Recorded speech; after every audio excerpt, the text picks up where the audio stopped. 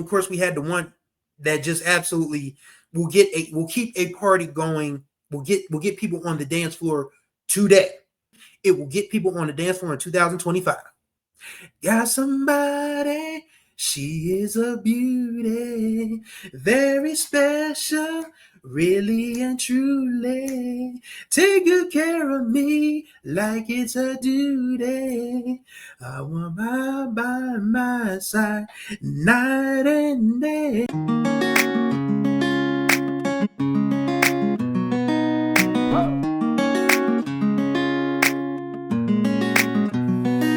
What's going on, everybody? You're right on time for another ride on the Groove Line here with your host, Chris Stevens. This is day 3. This is moving fast. Well, I say that now, but probably by the time we get to about day 15, day 16, day 17, it's a challenge, but we're going to get through this. This is June. June is Black Music Month, and this is the BMM 30 series, which means every day this month, all 30 of them, there's going to be at least one video talking about the history of an artist, a genre, a record label, an album, a song, you name it, we got it covered as long as it is Black related. And we're going to the Caribbean today. We are going to go back to 2002, 2003, as a matter of fact. That year just brings back a whole lot of memories for me because I started my career as a sports writer at my school paper. I turned 21 in September of 2002, and I was big enough. I was old enough to do everything I thought I was big enough to do, basically. I was in college. I was 45 minutes away from home. You couldn't tell me anything, and I still kind of sort of didn't do as much as I probably wanted to. But I digress. That being said, we are going to go into the dance hall today. And it's important to note that when we talk about Black people having just massive influence on music around the world, that definitely includes reggae and dancehall. And today we are going to be talking about the Diwali rhythm. That's how we're going to say it. I mean, I say rhythm because I'm a Black American who has no, Jamaican ties or no Caribbean ties, but it's rhythm actually. And we're talking Diwali, which was produced by Lenky. And this came out in the spring of 2002, actually. But there are so many great songs to come from that one beat. I think that's very interesting about dancehall is that there's no sense of, oh, wow, you stole my sound, you stole my this, you stole my that. These producers, they make these rhythms for everybody else to jump on.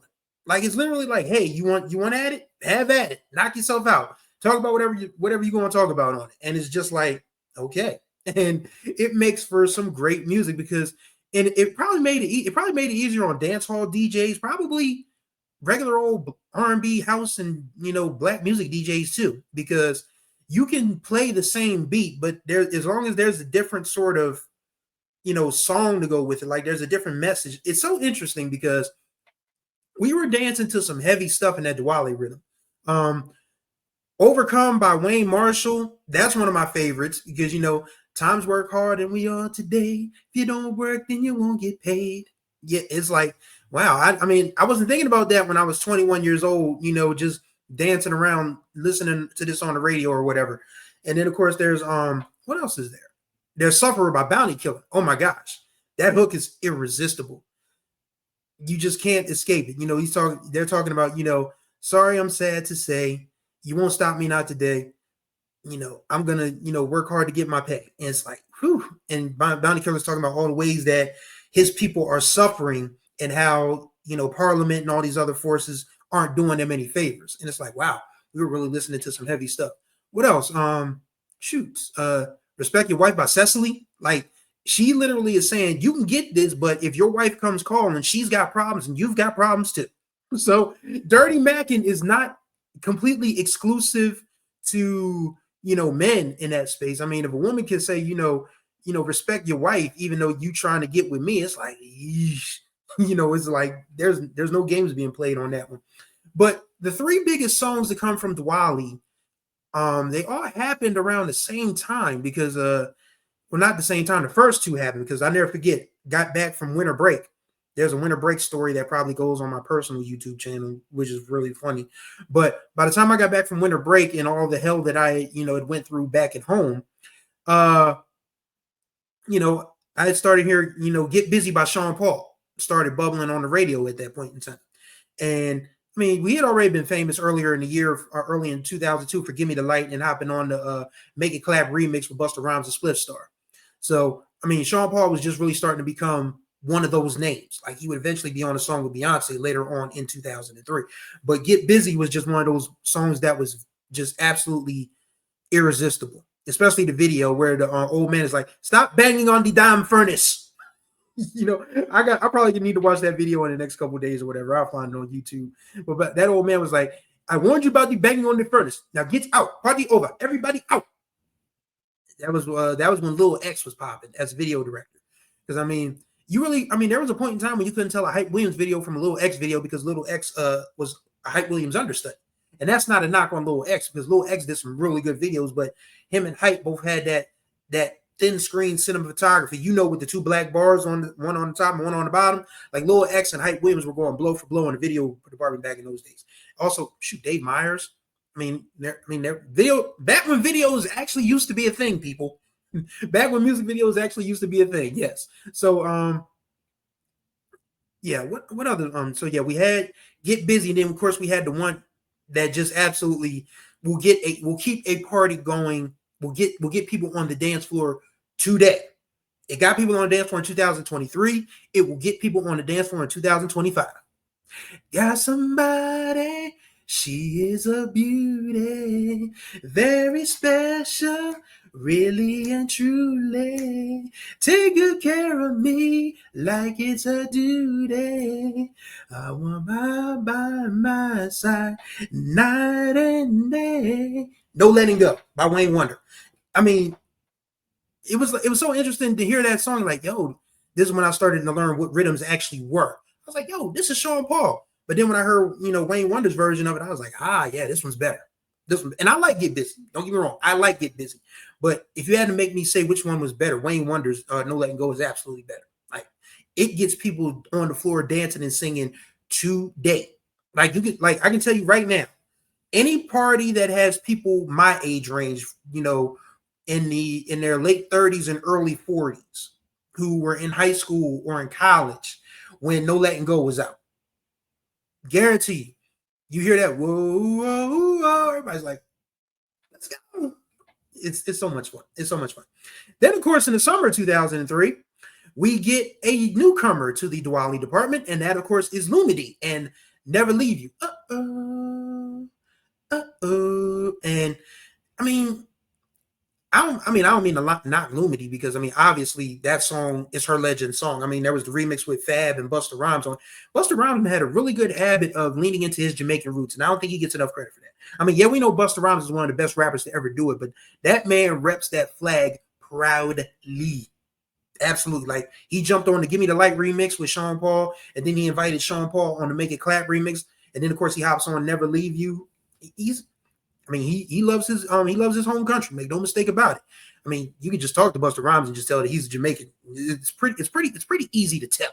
A New York Caribbean, which is so funny because we got into a conversation on my day job at HBCU Sports before we hit the air last week, and our senior editor Kendrick Marshall is proudly married to a Jamaican woman, and he went to visit with her family, and they were making fun of him because he wasn't saying Caribbean right.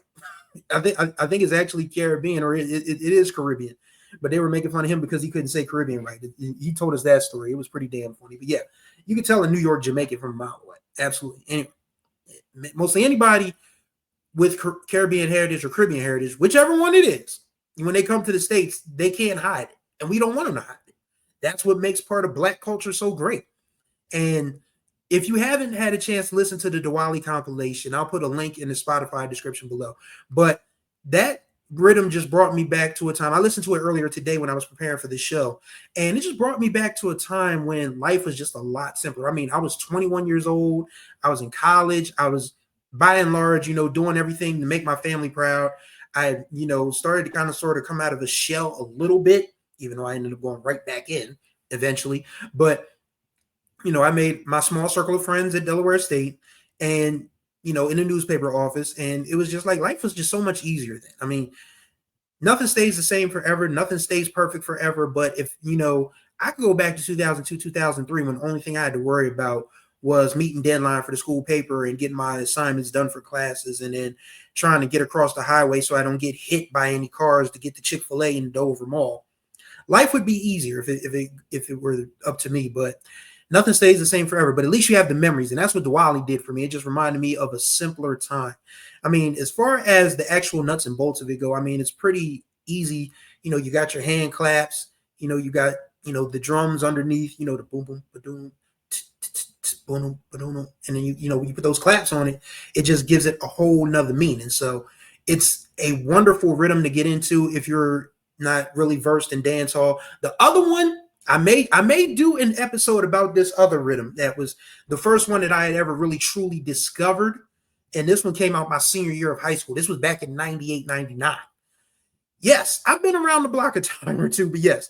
I just feel like Diwali is the one that just turned out to be absolutely wonderful. It's one that, no matter which one you listen to, whether you listen to Can't Touch Me No More by Tanya Stevens, or one of my personal favorites is Love Is Wicked by Brick and Lace. And that one sort of flew under the radar because there's a version that made it to their album, but it's not, the bare bones Diwali version that ended up, coming out in 2007, even though they had recorded it like around 2002, 2003-ish. But yeah, the original version of Love Is Wicked with the true Diwali rhythm, I keep saying rhythm, I'm sorry, Diwali Riddim is absolutely one of my favorites. And like, there's not a bad rhythm in the bunch in that, in that Diwali spear. I mean, you got Galangal by T.O.K, even though T.O.K has probably the most homophobic song ever recorded. And that's hard to say because music has been homophobic for a long time. And as far as this goes, being Pride Month, I stand with my LGBTQ folks. This is a place where we don't judge, we don't bash, we don't, any of that. But yeah, T.O.K has one of the most homophobic songs ever recorded, Chi Chi Man. Like, that speaks for itself if you're Caribbean or Caribbean. Like, you know what that means. I mean, you just listen to that song. I mean, we danced to that song as teenagers, but then when you listen to it as adults, it's like, yo, they talking about burning gay dudes alive. That is nuts. That is absolutely nuts. But yeah, Galangal is by T.O.K is another Diwali hit. But yes, Diwali Riddim. I highly recommend you listen to it. I will put a link to Lenky's Diwali compilation in the description or probably in the comments below, because for some strange reason, YouTube keeps asking me to verify my identity. And every time I try to verify my identity, they keep saying we can't verify your identity. I mean, it's like, what do you want me to do then? So I'll just drop the link in the comments below. But yes, the Diwali Riddim is one of the greatest, dance floor starters of all time, regardless of genre, whether it's dance hall, whether it's funk, whether it's EDM, whether it's R&B, whether it's crunk, trap, you name it. Diwali's up there on that best beats list when you talk about, moving and grooving. Make no mistake about it. And that's going to do it for this edition of the Black Music Month 30 series here on the Groove Line. Really appreciate y'all for taking this ride with me. All the contact information will be in the description below. If you are new to this channel, be sure to like, subscribe, and comment, and tap the notification bell so you can be notified of everything that comes on this channel. And don't be afraid to, show some love. Tell me what you think. Have you listened to the Diwali Riddim yet? Or is this something new for you? And if it's new to you, you can listen to it and let me know what you think. So thank y'all for watching. Day 3 is in the books. We got 27 to go. We're going to make it, though. We're going to make it. So thank y'all for watching this edition of On the Groove Line. Till next time we ride, y'all be good or be good at it.